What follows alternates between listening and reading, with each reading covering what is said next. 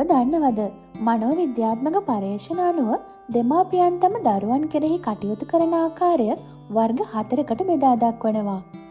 ඔබත් ඔබේ දරුවට දක්වන ආදරය, ආකල්ප සහ චර්යාවන් අනුව මෙවැනි මවක් හෝ පියෙක්ද?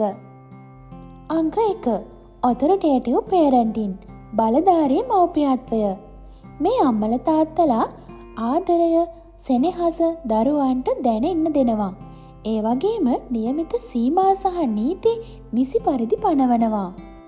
දරුවාගේ අදහස් සලකා බලලා මනා සංවාදයක් පවත්ව ගන්නවා.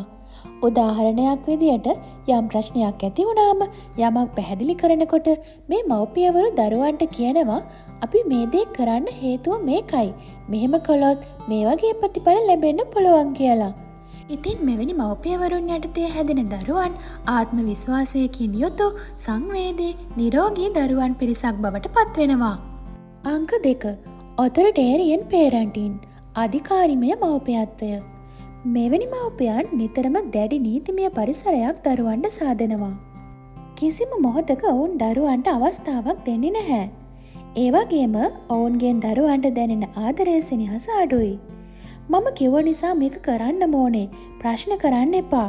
ඔවුන් එහෙමයි දරුවන්ට කියන්නේ. මෙවැනි මව්පියන් යටතේ හැදෙන දරුවන් කීකරු විය හැකි නමුත් අඩු ආත්ම අභිමානයක් සහිත නිතරම සාංකාවෙන් පෙළෙන දරුවන් විය හැකියි. අංක 3. පර්මිසිව් පේරන්ටින්, ඉඩ දෙන මව්පියත්වය. මෙම වර්ගයට අයත් මව්පියන් දරුවන්ට බොහෝ සෙයින් ආදරය, සෙනෙහස, රැකවරණය දක්වනවා. නමුත් ඔවුන් කිසිම මොහොතක දරුවන්ට සීමා හෝ නීති පනවන්නේ නැහැ.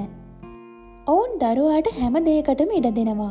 මේ ප්‍රතිඵලයක් විදියට වගකීමක් නැති, විනයක් නැති, තම සීමාවන් දන්නේ නැති දරුවන් ගොඩනැගෙනවා. අංක 4. නෙග්ලෙක්ට්ෆුල් පේරන්ටින්, නොසලකිලිමත් මව්පියත්වය. මෙවැනි මව්පියන් දරුවන්ට දක්වන ආදරය, සෙනෙහස අඩුයි. ඒ වගේම නීති රීති පනවන්නේත් නැහැ. දරුවාගේ හැසිරීම්, හැඟීම් ගැන වැඩි අවධානයක් දක්වන්නේ නැහැ. ඉතින් මෙහි ප්‍රතිඵලයක් විදියට දෙමාපිය දූදරු සම්බන්ධතාවය අඩුයි. විශ්වාසය, සංවේදීත්වය, පෞරුෂය, විනය අඩු දරුවන් පිරිසක් බිහි වෙන්න පුළුවන්. ස්වාධීන, යහපත්, පෞරුෂයක් සහිත දරුවෙක් සමාජයට තිළින කරන්නට නම් මව්පියන් විදියට ඔබ පළමු කාණ්ඩයට අයත් මව්පියන් විය යුතුයි.